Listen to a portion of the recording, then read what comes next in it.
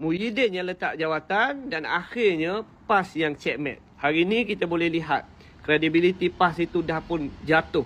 Kerana dah hampir 2 minggu mereka gagal untuk lahirkan ataupun wujudkan satu nama yang boleh gantikan tempat Muhyiddin Yassin. Menurut daripada kenyataan yang dikeluarkan oleh pemerhati politik tanah air, kunci itu sebenarnya masih lagi ada pada Muhyiddin Yassin. PAS gagal untuk lahirkan seorang pengganti Muhyiddin Yassin. Walaupun sebelum ni dia sebut PAS ni ada 3-4 lori yang sama macam Anwar dan sebagainya. Dan mereka kata mereka ni tak berebut jawatan.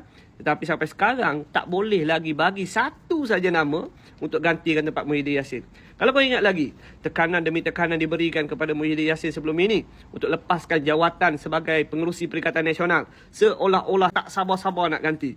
Tetapi bila Muhyiddin Yassin tekan button, dan PAS masih lagi gagal kemukakan nama. Baru-baru ni Haji Hadi keluarkan satu surat. PAS dah keluarkan satu surat meminta untuk diadakan mesyuarat tergempar untuk mengesahkan peletakan jawatan Muhyiddin Yassin.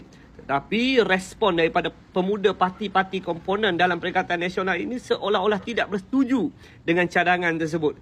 Sebab betul sebenarnya memang setiap daripada keputusan yang nak dibuat itu perlulah dibuat secara berkumpulan, secara bersama, dan tak boleh hanya satu parti sahaja yang buat.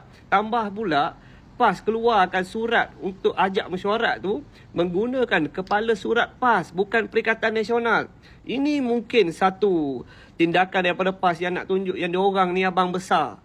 Tetapi kita dapat lihat ia tidak disenangi oleh parti-parti komponen yang lain di dalam Perikatan Nasional. Dan kat sini kita dapat lihat Muhyiddin Yassin ini masih lagi ada sokongan yang kuat di dalam Perikatan Nasional, terutamanya daripada parti-parti komponen lain. Dan kita semua sini maklumlah, yang mana parti-parti bukan Melayu ni memang tak senang sebenarnya dengan PAS. Bukan sahaja dalam Perikatan Nasional, yang di luar Perikatan Nasional pun kata benda yang sama. Jadi persoalannya di sini, apakah PAS akan berjaya untuk lahirkan satu nama gantikan Muhyiddin Yassin, ataupun Muhyiddin Yassin akan kekal menjadi pengerusi Perikatan Nasional dan akhirnya kredibiliti PAS sebagai parti yang banyak kursi ini akan tercalar dengan teruk, yang mana telah pun membuktikan PAS tidak ada calon untuk gantikan Muhyiddin Yassin.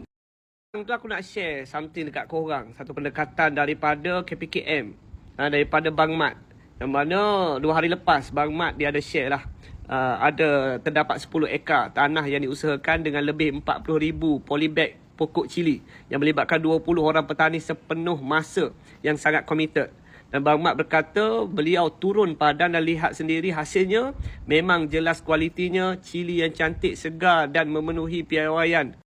Dan Bang Mat mengajak kepada sesiapa yang berminat untuk menanam cili ni, antara lokasi yang Bang Mat boleh cadangkan ialah untuk datang sendiri di tempat tersebut dan menimba pengalaman terus daripada pengusaha ladang, ilmu dikongsi bersama untuk manfaat semua. Inilah satu langkah yang terbaik yang diusahakan oleh Menteri KPKM, Menteri di dalam Kerajaan Perpaduan hari ini, yang berusaha nak lahirkan petani-petani yang berjaya di dalam negara kita.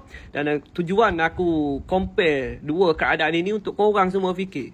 Dalam keadaan pembangkang duk bergaduh, berbalah, berebut, dalam waktu yang sama setiap pemimpin dan menteri yang dilantik fokus laksanakan tugas mereka sebaik mungkin demi untuk kebaikan rakyat.